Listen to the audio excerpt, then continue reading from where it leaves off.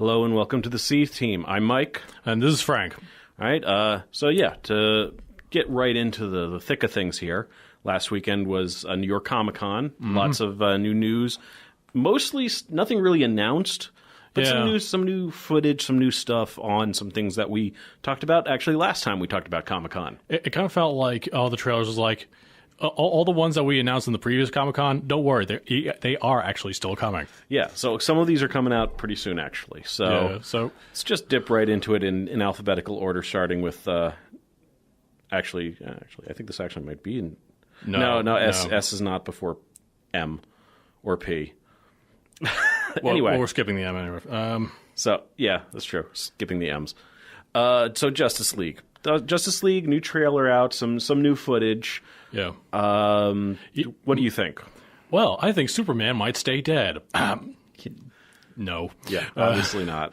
You're paying him too much.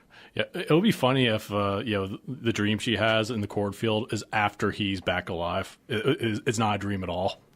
Yeah, well, they do that. They cut them. The cut trailers. The art of cutting trailers is the art of lying. Yeah, basically. You cut trailers. Just ask Hideo Kojima. He cuts trailers that make the game look like it's nothing at all what it actually is. Yeah, I remember like Metal Gear Solid 4. Everything was about that Middle Eastern city. That was only a tenth of the game. Or Metal Gear Solid 2, the trailers of which just hid the main character entirely for about a year and a half. Yeah. That was amazing, actually. But anyway, back to Justice League. Yeah, let's... It looks like it's going to be fun. It looks like they're having some fun with it. There's a lightness to it, which is probably mostly Joss Whedon's doing. Yeah. Unfortunately, Jack Snyder's daughter passed away, and that's the reason why. Yeah, everybody knows that already. Right, yeah. So he asked Joss Whedon to finish the movie, and you could already tell there's kind of the Whedon touches. Everyone's a smartass. Yeah. And it looks like...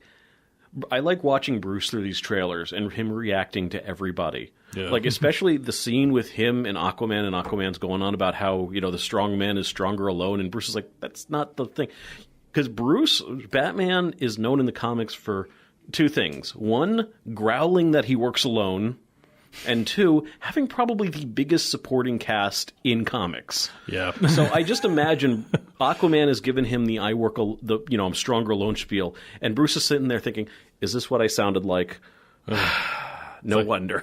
Yeah. No wonder everyone thinks I'm an asshole. Yeah. Neither of us are out of our teenage phase.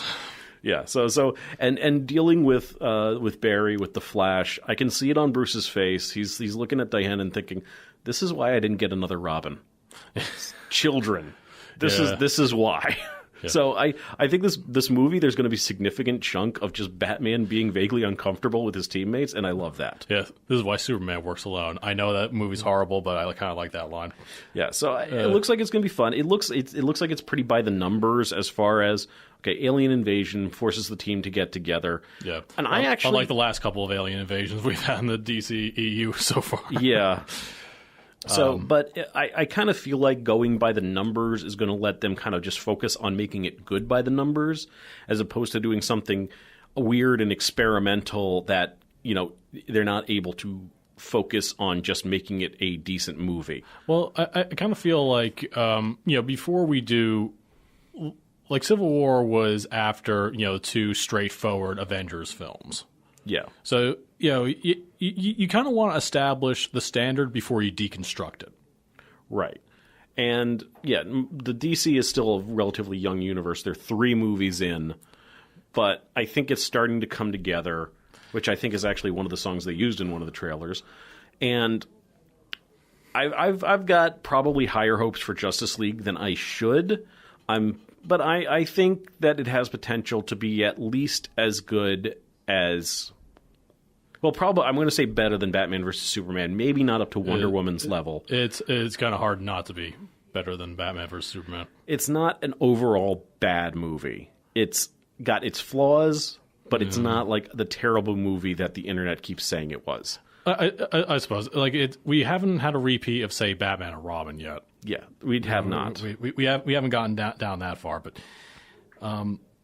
I guess my only concern was Joss Whedon. I love his work, but particularly Age of Ultron, I kind of feel that some characters were a little too smart alecky. Yeah, he has a Captain, tendency. Captain America doing like smart quips that are definitely more modern day than what his era would have been. Well, he's been around for 3 or 4 years. He's been spending a lot of time with Tony, and Tony will rub off on you. Well, it's kind of like not clear, totally not clear. Yeah, that doesn't really sound like Captain America to me. He didn't say totally. Yeah, or very, very not clear. It's still. I think that's. I get what you're saying, it's a nitpick. but you're nitpicking. You're nitpicking. Yeah, but I just I want the characters. Not everyone needs to be a smart. Yeah, everybody should have their own voice. And actually, it's funny, in the commentary of the original Avengers, he mentions that he made Coulson a fanboy because he realized everybody was a dry-witted smartass, and he wanted somebody to have a different sort of humor. He referred to it as such a dry wit that it was a desert of wit. Okay, so Justice League, it's looking about as good as you can expect given the other movies. Yeah. So I've got high hopes for it. High-ish hopes. Not as high hopes as for the Marvel movies, which set a much higher standard, but I think DC's on, if not the right track, then a right-ish track. Well, here's the thing. I have hopes that every movie I see is good.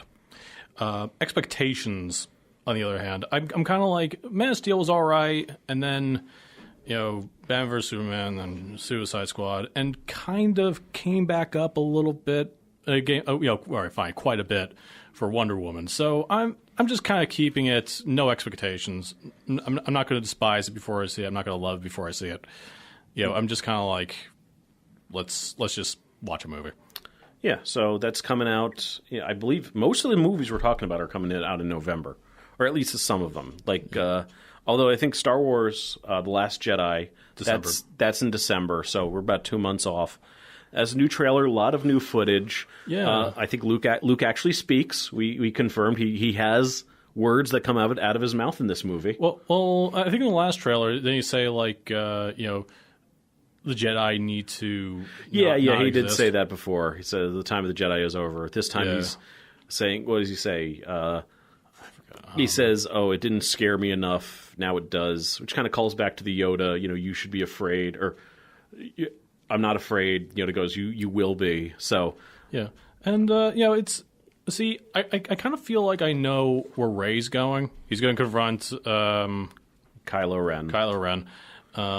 Get seduced by the dark side a bit, and in a way, I'm kind of more interested in what Finn's up to. Yeah, Finn. Last we saw him in Episode 7, he got filleted, and he was in a coma. Yeah, so he has woken up. Apparently, he's woke, and he's doing his own stuff. He does not have his own lightsaber this time. No, but he has some kind of duel with Phasma. Yeah, she's got some kind of baton. He's got the riot baton that he got his ass kicked by in the previous movie. And that looks like it's a pretty climactic thing. It's dark. Things are on fire. That's probably toward the end. I think this is probably going to be like that's going to be his personal confrontation with her. So that would be interesting to see. It'll be interesting to see her actually do something in this movie. Yeah, instead of get shoved down the dumpster, somehow still alive after the Star Killer gets destroyed. She's apparently very quick on her feet, I guess. Imagine just this cartoonish sound of feet spatter, flickering by. I mean, that goes for Kylo too. He was like maimed on the ground about 10 seconds before that planet went up. How did he get off? Yeah, and his master's like, all right, let's pick him up. Yeah, he's just like, yeah, go get him. And yeah, in a way, I'm kind of more interested in what Finn's going to be up to, because he's not a Jedi, though. Some theories say he might have some of the Force, but I'm. I guess him and Rey are going to be separate ways for most there of the was movie. not much of them together. That might be a deliberate thing, keep them separate. Because I guess she's spending a chunk of the movie off with Luke training. Yeah. So probably it's going to be something like Empire, where she's going to rush off. I would love to see her just try and rush off really hastily, and Luke is just like, oh, for God's sake. So this is how Yoda felt. It's like, here, I'll get your damn ship out of the water. Calm down. I kind of want to see Luke kind of have a Vader moment, like Vader had in Rogue One, where like just killing everything. Yeah, where like a bunch of stormtroopers come up to him and have no idea what they're expecting, and Luke just like wrecks them. Yeah.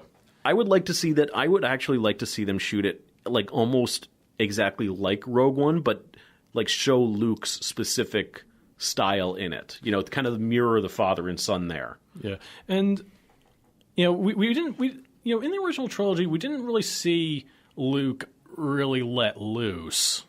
Yeah, most of his fights are with Vader. The first one, he's just clearly not ready, and Vader kicks his ass. The second one, he's kind of like holding back because he doesn't really want to fight. But the second one is where he faces Vader. The third one is where he doesn't want to fight him. Well, it's all one long sequence. Okay. The only time he has like a kind of like a fight where he's just fighting a bunch of guys is on the sand speeders, on the sand barge against Jabba's guys, which is really like the original trilogy. That's really the only time you see anybody with a lightsaber fight somebody who doesn't have a lightsaber. Yeah. And so it'll be interesting to see how they use Luke. I'm very interested to see whether I hope he doesn't die. Because that's the cliche now. I mean, they're clearing the decks. I don't know. You know, Han Solo. I mean, you know, rest her soul, Carrie Fisher. Yeah, I don't know what they're doing there. Clearly, the trailer has like the emotional moment for Kylo Ren. He's in like a fighter ship, a starfighter, or whatever, and he's aiming at the resistance ships. And what they're clearly setting up in the trailer is him about to shoot at Leia's ship. And you can tell she feels it, so that's probably going to be... It would be interesting if they played that out and he doesn't take the shot, in contrast to when he did kill Han. Because clearly, Kylo Ren's an interesting dark side character where he really, really wants to go to the dark side, but he's like just clearly not built for it. Yeah. Like, he reminds me of Zuko from Avatar. Yeah, actually, he's got the scar, too, right now. You're right, where he wants to be a bad guy, but he's terrible at it. Yeah. I mean, okay, he's good at some aspects of it, but like when push comes to shove, like the scene when he kills Han, spoiler alert for 2 years. Yeah. He's like clearly going into it, he wants that to be the moment. He wants that to be his Anakin Skywalker killing the younglings moment where like he can't go back. But if you look at him, it clearly was not. He's clearly just more broken up about it afterward than he was before.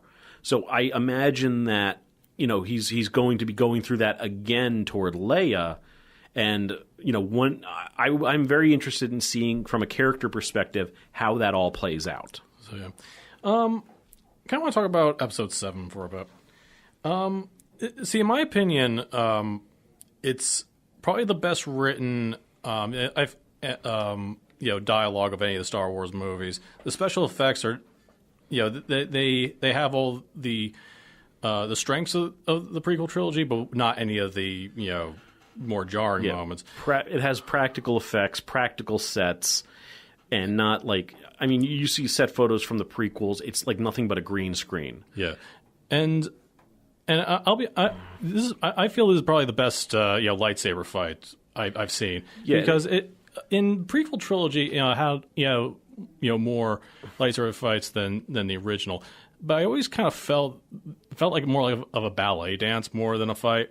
Yeah, it's very stylized in the prequels, where a lot of spinning, a lot of really kind of useless movements, whereas Episode 7. The Force Awakens, the lightsaber fights there, they really look like they're just trying to whack each other with the lightsabers. They're not doing anything fancy. They're not doing any twirls and spins. These are just like two people who are legit trying to kill each other. Yeah. That's what it looks like. And I think it adds to... You say it's grittier, but it's not gritty to the point of like the way Rogue One is gritty. It's still fantastical. It's still Star Wars. It's still stylized. But there is more of a realism to... the fight within it. Yeah, it feels like a fight. Like, no one got out of that entirely unscathed. Yeah. Whenever I watch any kind of sword fight on film these days, I always like look at where they're swinging and like determine if the guy didn't block, would it have hit anything? Yeah. The original lightsaber fight, Old Man Obi-Wan versus Vader. Neither of them come close to like landing an actual blow. The later fights with like Luke and Vader are better about it. The prequel trilogy, they're swinging, they're swirling and swinging and spinning and jumping to the point where like they're clearly just hitting each other's lightsabers. And whereas Episode 7, it's clear like these guys are like going for the throat with every shot. And you know, one thing about the prequel trilogy, I could always just tell a split second before someone gets hit that they're about to get hit. They will do something completely stupid for like a split second. Yeah, they'll leave themselves open. Yeah. Not that all the spins don't leave you open in the first place, but yeah, they'll do something that like they'll miss a step of the dance. Yeah, and you know, I've taken stage fighting lessons, and I've known a few things. And to a point, it is a lot of just batting swords together, but even on like a live stage, you have to have. I've seen live stage combat and like comedic things look more satisfying than the end of a prequel trilogy fight. Yeah, it's very like flashy and exciting, but it's not like a real fight. Yeah. But anyway, we could probably talk for hours about lightsabers because we're nerds. That's what we do. Yeah, and let's see. Well, one of the biggest complaints about Episode 7 is the similarities to Episode 4. You have your Death Star, or from Race of the Desert.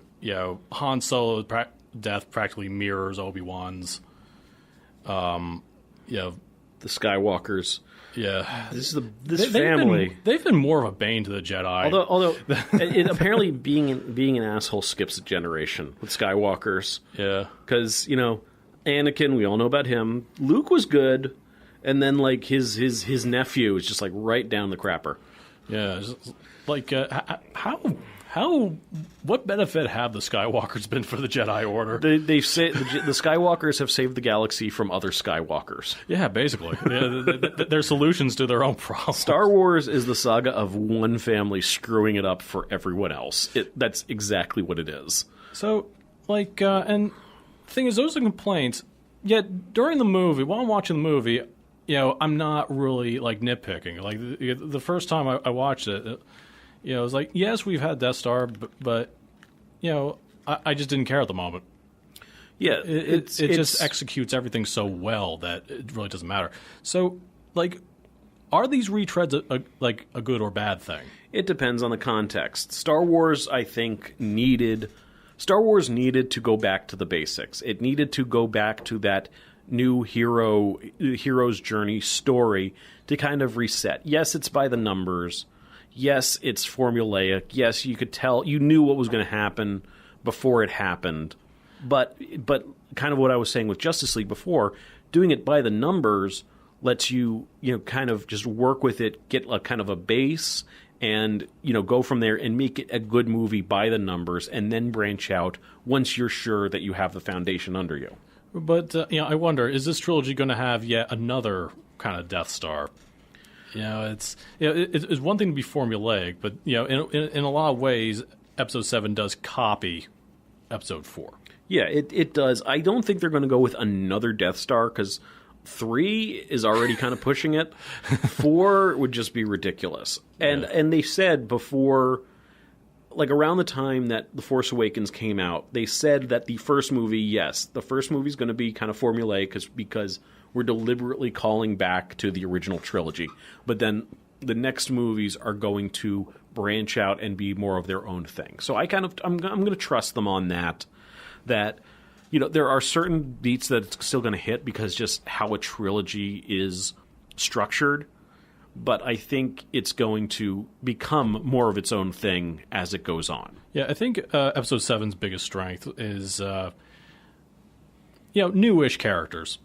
Yeah. Yeah, and I do like the characters, and really in any storyline, it really comes down to the characters. Like if you absolutely do not care about the characters, either by personal taste or their acting is horrible. Yeah, it doesn't matter what kind of concepts you have. The 8 deadliest words in fiction are, I don't care what happens to these characters. 9 words if you don't use the contraction, apparently. But maybe I do not care about whatever. But that's the idea, that you need to care about the characters. And one thing that the original Star Wars did and what Episode 7 did is they cast in the lead roles not necessarily unknowns, but not household names. Right, not your Brad Pitts, not right. your... You cast enough of the old guard, like Harrison Ford, or in the original Alec Guinness and Peter Cushing. You use enough of them to kind of create a foundation for yourself, where, okay, you know these guys are going to be able to carry their scenes, they're going to be able to kind of carry the movie, they're not going to have to do all of the work.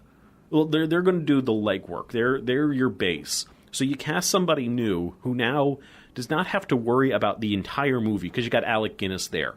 So he can just focus on being that character. And the other aspect of casting an unknown is, like, you cast Tom Cruise. You're not watching really Ethan Hunt. You're watching Tom Cruise. Yeah. You're watching Keanu Reeves. It's Keanu Reeves. I didn't know who John Boyega was. I'd never heard of Daisy Ridley. So I can see the characters. As a consequence now, I have to, I think more about Finn and Rey than about John Boyega and Daisy Ridley. And that kind of happened with Mark Hamill, too. He's Luke Skywalker. Unless he's the Joker. Yeah, he's either Luke Skywalker or the Joker. But the point is, it lets them own the characters and build into the characters in a way that, like, casting a more well-known name wouldn't work. Yeah, I've heard the arguments, especially this day and age.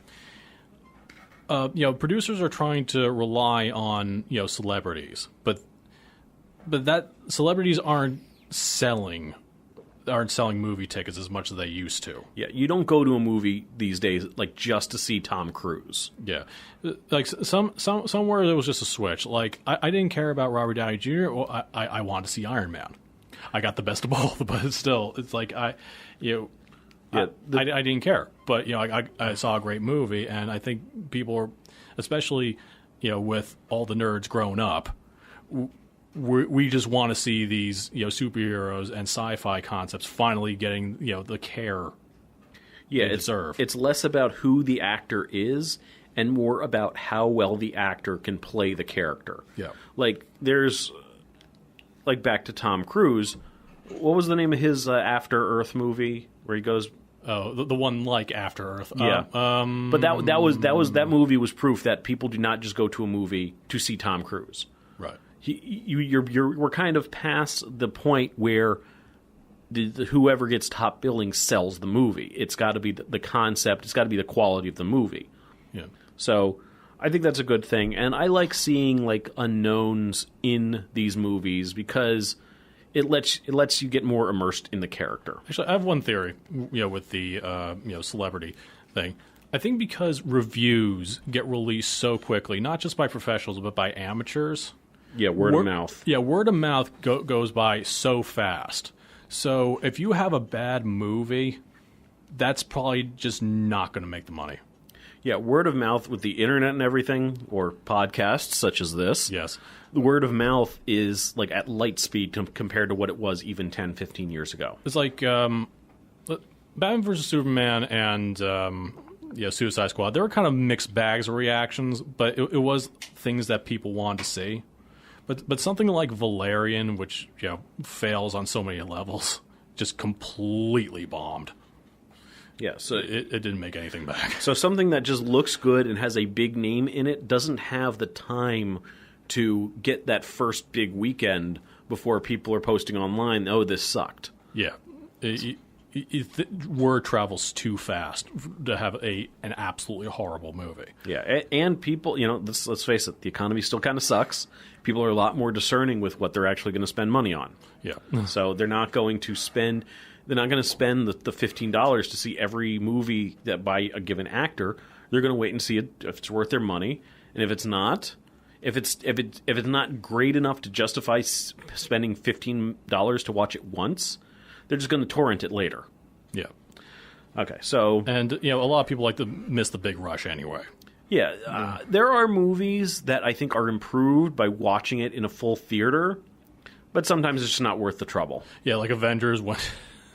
Yeah, Avengers. When Loki gets his ass kicked. Yeah. That was great with a crowd. It was just... Yes, is the comedies I prefer with a crowd, because you can laugh bigger with a crowd than you do at home. Yeah.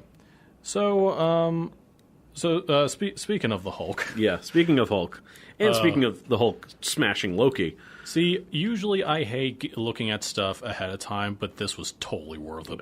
There wasn't so much a new Thor Ragnarok trailer, but there was some new footage released, specifically an extension of the scene where Thor meets up with the Hulk again. He's kind of giving him the rundown, and just Google right now. Well, once you're done listening, Google Loki is alive clip. The first thing you see, the look on Loki's face, when he sees the Hulk, but he's just like clearly regretting some of his recent decisions, and I will pay $15 to see that scene in theaters, just to see Loki react. You know what touch I actually really like is that Hulk has a fandom in that arena. Yeah. People are selling, like, go Hulk defense. Yeah. Hulk has merch. There's someone in the lobby selling Hulk t-shirts, and I love it. Yeah, someone decided to go home,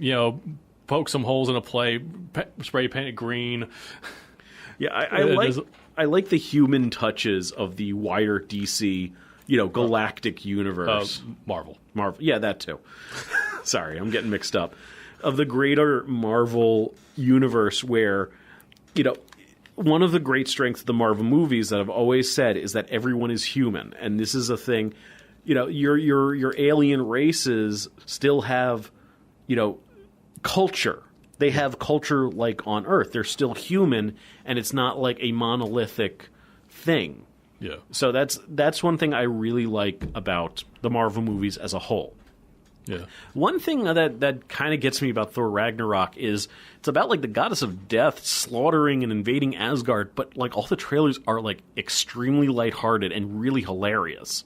So I'm wondering what the tone of the movie as a whole is going to be, because previous entries in the series have kind of gone the other way, where like Civil War, all the trailers and stuff really played up the drama. Iron Man 3 really played up the drama, but both were still kind of like hilarious movies. Yeah. To a large extent. So I'm wondering if it's going to swing more toward moderation when it comes out, or whether it is kind of like this buddy cop film between Thor and the Hulk, which I would also totally be happy with. Let's be real. And you said from the Warriors 3, we still haven't seen head or tail of them.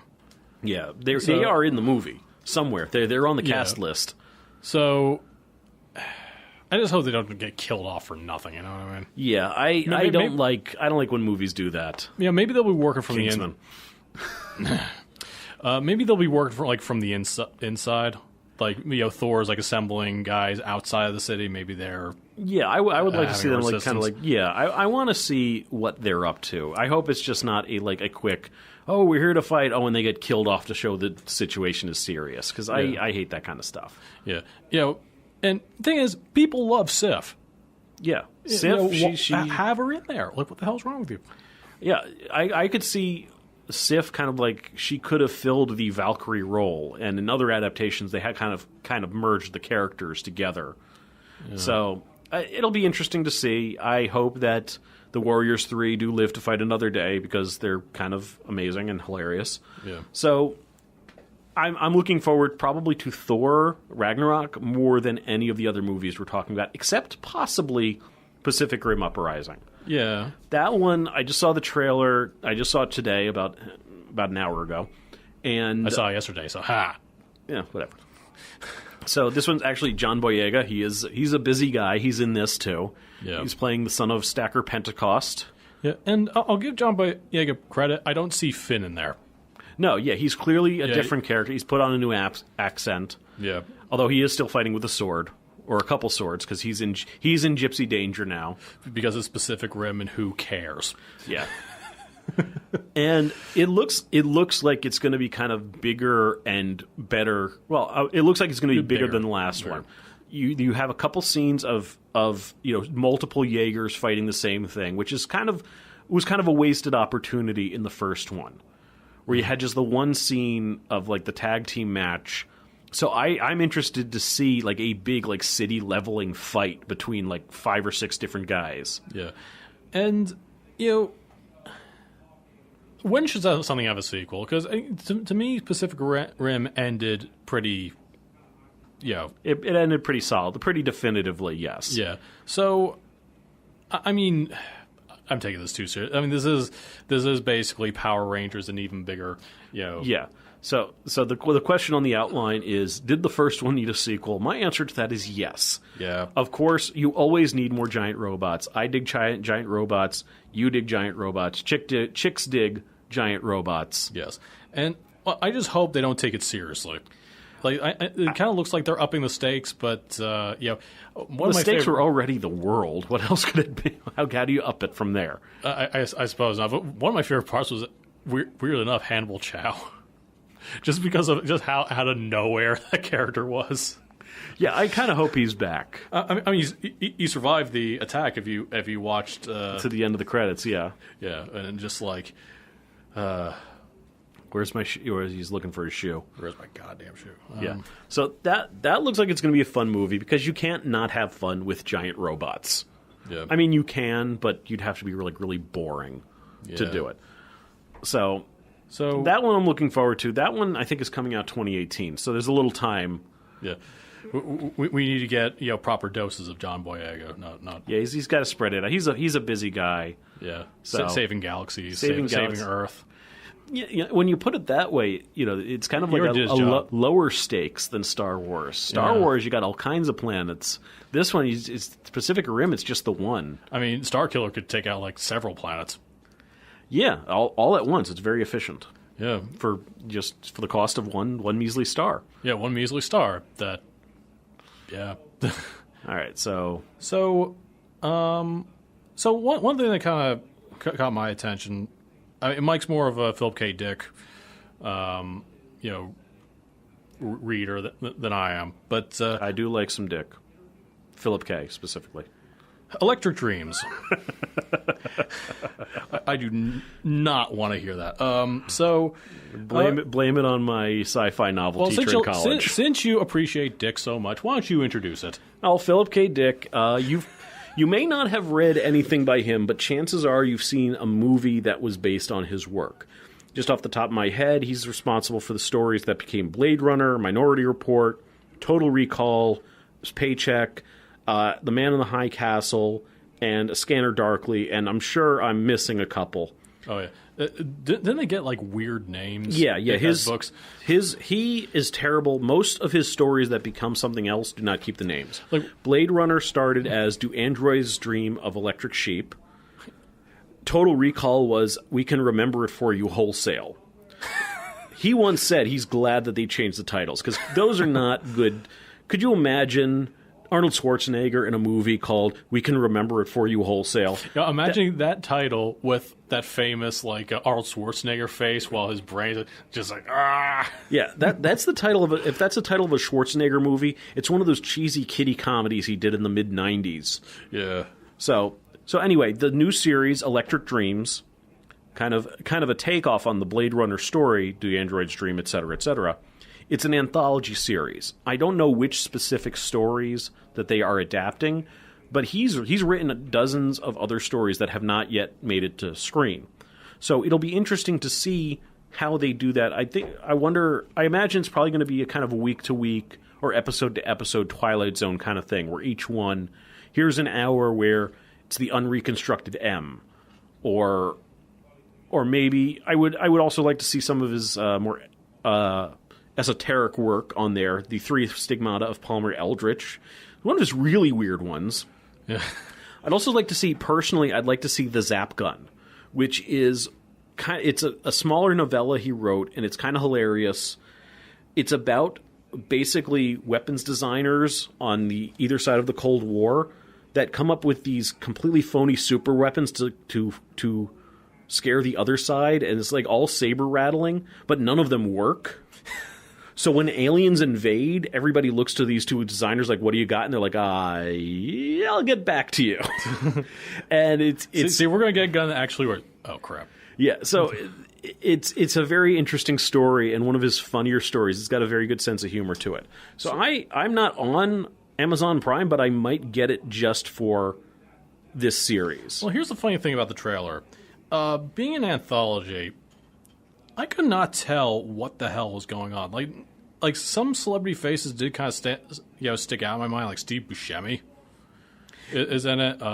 Anna Paquin, too. Yeah, Anna Paquin. Like there's definitely some faces I recognize, but other than like a futuristic city and this robot woman, nothing really sunk in.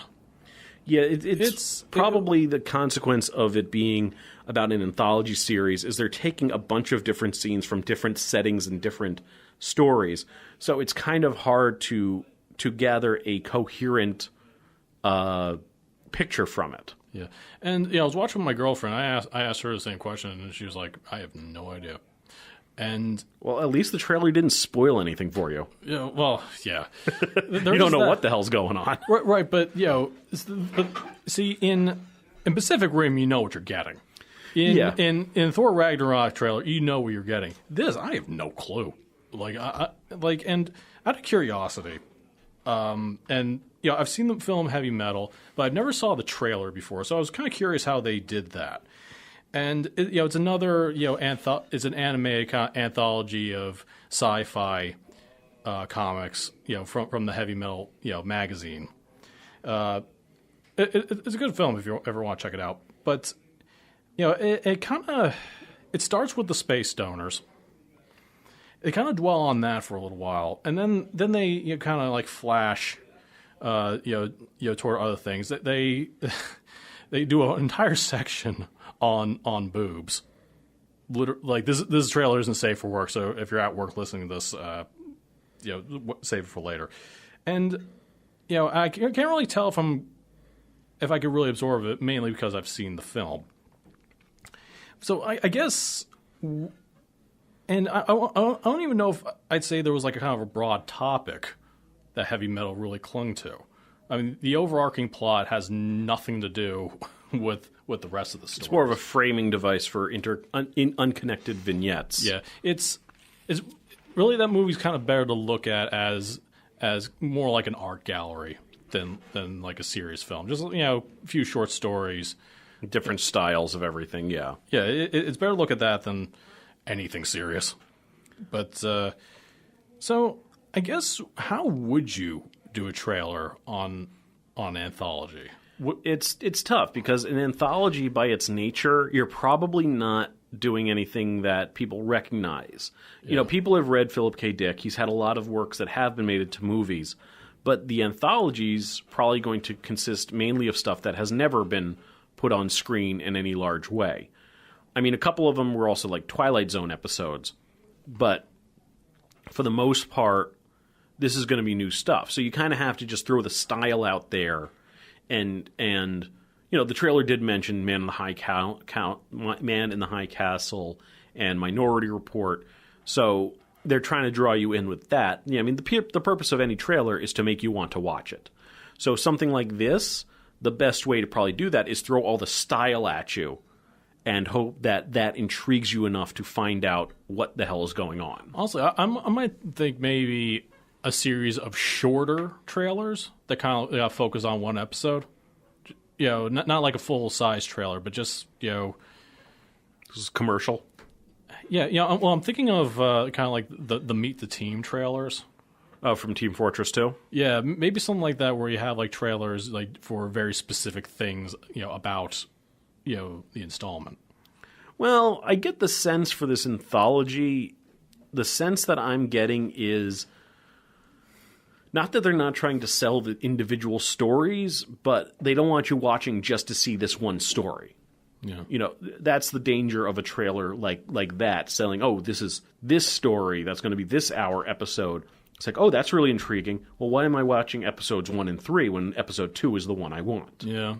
So they want to sell the whole series, so they want to sell the style of the series. So that's kind of where the trailer, although it seems there is a theme among them, because the trailer says the future is human, and a lot of his works were about exploration of humanity and what it means to be human. Yeah. Our memories, where we're going. our brains, especially under influence of a lot of drugs. Yeah. So it'll be interesting to see where they take that theme. And I guess that's the other way to do the trailer. Pick a theme that's going to run through, like the theme of the anthology, and base the trailer around that. And that seems to be what they were doing. Yeah. Deriving questions about humanity. And as far as sci-fi goes, Philip K. Dick is... I mean, there's a reason they keep making movies out of his stuff. Yeah. He was a good writer. He is one of those writers that could be, serious and funny in the same book, in the same scene even.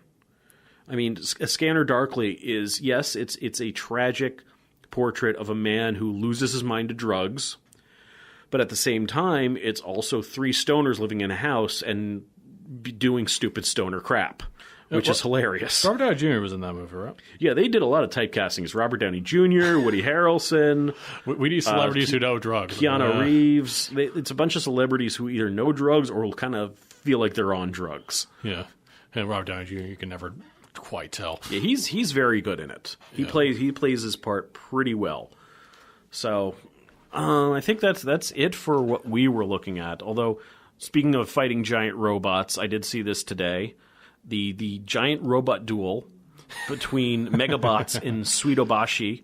If you have not been following this, about 6 months ago, or maybe even a year ago. I remember some time ago. Yeah, an American robot company sent out a challenge to Japan as a country for a giant robot duel.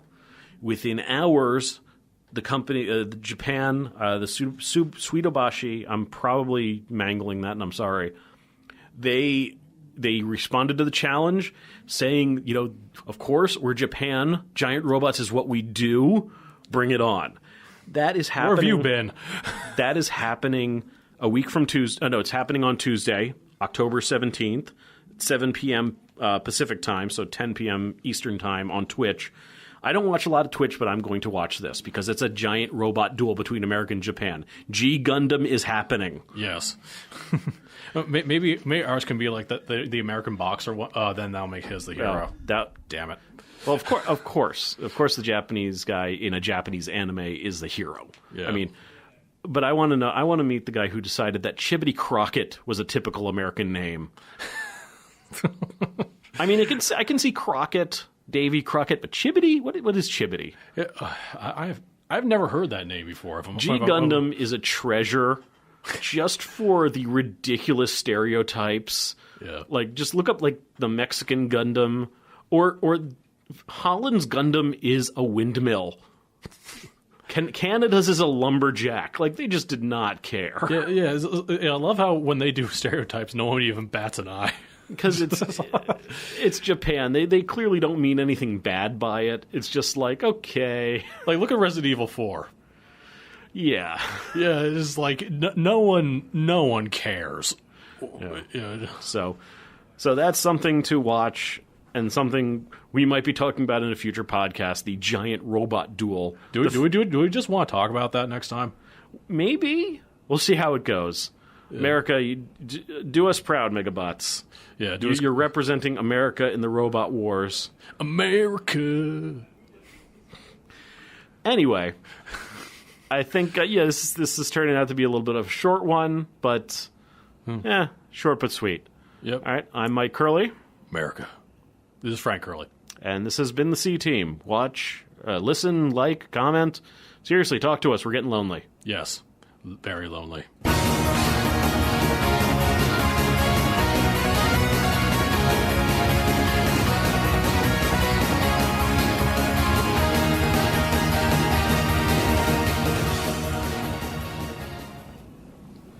Mine. I'm going to remix this into... Okay, get auto tunes.